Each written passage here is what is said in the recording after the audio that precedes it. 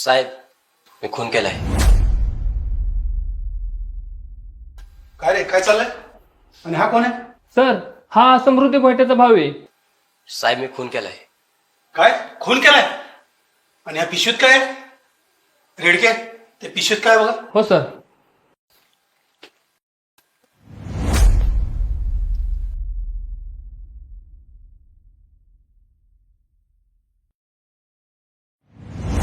काय करणार साहेब? यांनी माझ्या बहिणीवर बलात्कार करून हालाल करून मारून टाकलं. याच्यामुळे माझ्या बहिणीला आणि आई बापाला झाला त्रास मला नाही बघावला, म्हणून मी याला संपवला.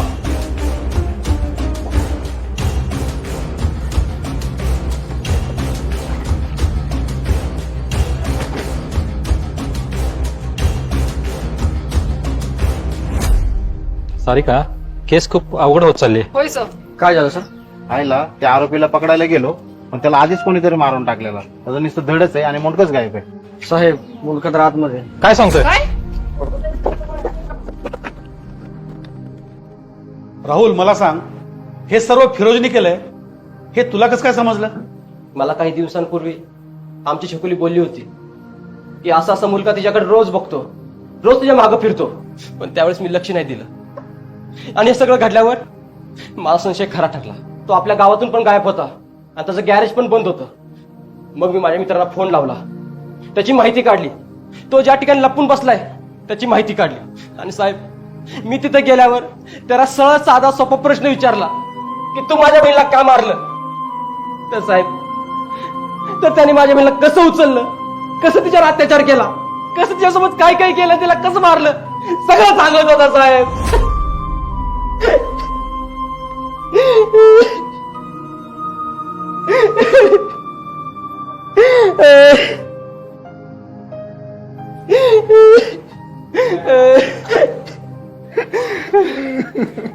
साहेब, तो म्हणला तुझ्या बहिणीला एवढं मारून पण मरत नव्हती, म्हणून रॉडने तिचं डोकं फोडलं, दगडाने तिचं डोकं चेचलं साहेब.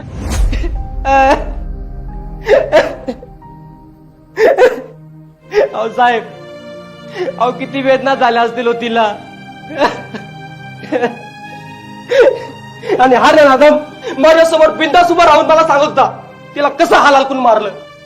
आणि हे सगळं ऐकल्यावर मी काय करायला हवं होतं सांगा ना साहेब.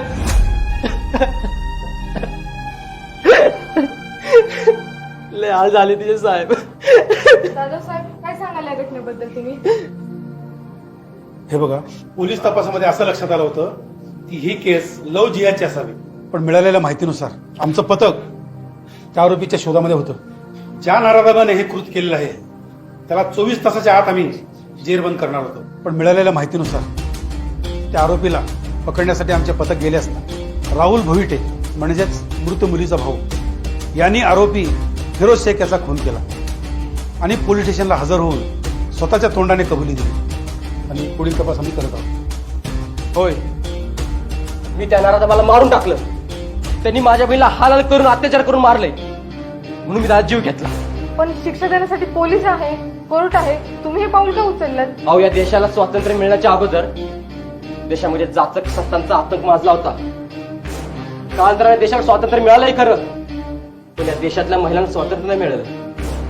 जर मिळालं असतं ना तर काश्मीरमध्ये आसिफा नावाच्या 9 वर्षाच्या मुलीवर अत्याचार करून तिला मारलं नसतं.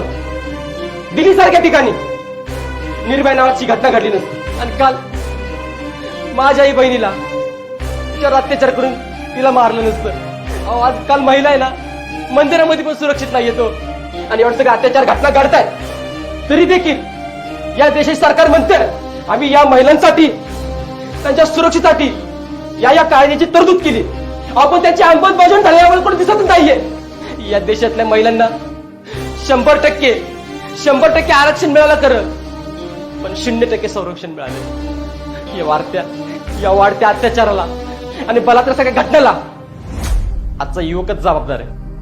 कारण आजच्या युवकांचं मस्तक व्हॉट्सअपच्या स्टेटसला आहे, फेसबुकच्या मेसेंजरला आहे.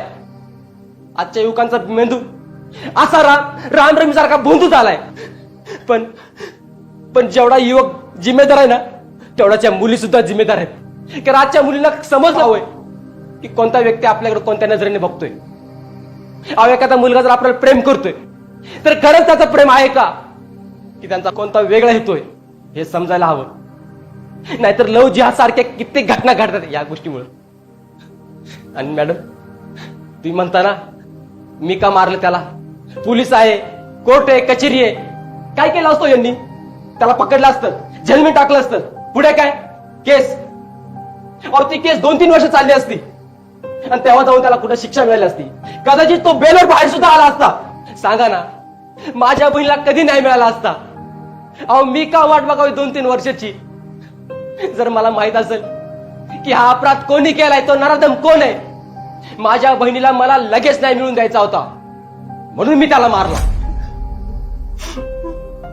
अरे राहुल्या काय केलंस रे, आई शोषण लागोळी करून घेतलीस तू. ही बातमी ऐकली तर तुझी आई तिकडे चक्कर येऊन पडली रे. अहो बाबा, अहो बाबा रडू नका ना तुम्ही. अहो मी जे काही केले ना ते समजा विचार करून केले बघा. अहो आपल्या समृद्धीला, आपल्या चकुला आज न्याय मिळाला बाबा. अहो तुम्ही आज रडलं तर आपल्या आईकडे कोण बघणार. अरे पण तुझी आई सुद्धा वाटोळ करून घेतलं त्याचं काय. अहो बाबा, अहो तुम्ही तर नका ना असं बोलू. अहो मला माझ्या आयुष्यापेक्षा ना माझ्या बहिणीच्या वेदना मला स्वस्त नव्हत्या पोचू देत. आणि आज यांच्या माध्यमातून मी या समाजाला, मला तमाम बहिणीला सांगितलंय, संदेश मला दिलाय. अरे बाबांनो, तुम्हाला एक कळकळीची विनंती आहे की आपल्या आया बहिणींना असं बनवा ना की कोणत्या हरामखोराची हिंमत नाही झाली पाहिजे तिच्याकडे वाईट नजरेने बघण्याची. जर बघितलं तर तिथल्या तिथं तर थोडा रंगवा, नाहीतर तुमच्यासोबत पण असंच होईल. तुमचे हातपाय तोडून तुम्हाला मारून टाकतील, तुमच्या अशा बातम्या लागतील. आणि लोकांचं काय हो, लोक तर आहेत नुसता चर्चा करायला. तो माझ्या झोपलेल्या भावांनो, आता जागे व्हा आणि आपल्या आया बहिणीकडे लक्ष द्या. जे मी केलं ना ते तुम्ही नका करू. फक्त आपला हलगर्जीपणा सोडा.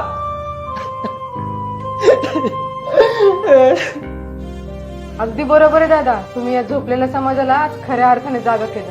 प्रत्येक आई वडिलांना वाटतं आपली मुलगी शिकावी, मोठी व्हावी, तिने काहीतरी करून दाखवावं, असं प्रत्येक आई वडिलांना वाटतं. पण अशा घटना जर वारंवार घडत असतील तर त्या आई वडिलांचा जीव पोलीसच्या काळजीने कासावीस होत असतो.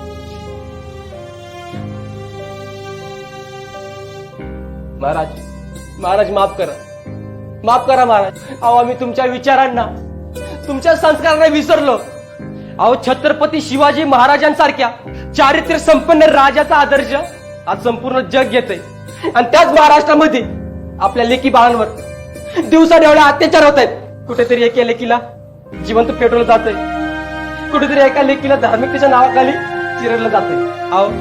अहो महाराज राजे, तुम्ही आयुष्यभर स्वराज्यातल्या आया बहिणींना स्वतःच्या हाताच्या पुढीप्रमाणे जपलं. आणि आज त्याच लेकी बाळांना त्यांच्या हक्कासाठी, न्यायासाठी भटकावं लागतंय, समाजाला रस्त्यावर उतरावं लागतंय. महाराज माफ करा महाराज. पण नाही, आता नाही, आता नाही. आता तुमच्या लेकीन बाळावर कुठला नराधम अत्याचार करण्याच्या आधी 10 वेळा विचार कर. असं काहीतरी केले मी आज. ताई, 15 ऑगस्ट 1947 रोजी आपला भारत देश स्वतंत्र झाला ना. मग आजची ही परिस्थिती बघता तुम्हाला खरंच वाटतं का आपल्या देशाला स्वातंत्र्य मिळाले? अहो ज्या दिवशी आपल्या आया बहिणी रस्त्यावर जाताना आपली मनात भीती ठेवणार नाही, ज्या दिवशी कोणत्या नराधमाची हिंमत होणार नाही आपल्या आया बहिणीकडे वाईट नजरेने बघण्याची, आपली मुलगी, आपली लेक रस्त्याने घरी एकटी येत आहे या गोष्टीची काळजी तिच्या आई वडिलांना वाटणार नाही ना, त्या दिवशी खऱ्या अर्थाने आपला भारत देश स्वतंत्र झाला म्हणावं लागेल. शेवटचे एकच सांगतो, अहो ज्या वेळेस अशा घटना घडतात तर प्रत्येक वेळी हातात मेणबत्ती घेऊन रस्त्यावर उतरण्यापेक्षा ज्याच्या वेळी या घटना घडल्यात ना त्याला कधीतरी रस्त्यावरती येऊन पेटवा, पेटवा त्याला. जय हिंद, जय महाराष्ट्र. पक्या बरोबर केलं राहिलं तू. काळजी करू नको, मी हाय बाबा तो घर सांभाळायला. आहेच ना पक्या. हो आई बाबांकडे लक्ष दे. हो देतो लक्ष. बाबा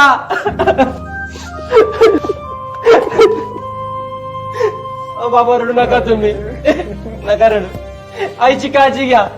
मान्य करतो की त्याला दिवस झालेला अत्याचार घरी जात जा, पण काय आईकडे आहे ना, लक्ष दे का माझ्या. आम्ही बसलोय, आई एकटी पडली. नक्कीच त्या नराधमाला मी काका गेलं ते बरोबर केलं तू. काय नको तुला आहे ना अरे जाऊन सांगू ना लवकर सोडून मी काळजी नको. त्याकडे लक्ष द्या बाबांकडे, अजिबात काळजी नको. बेडके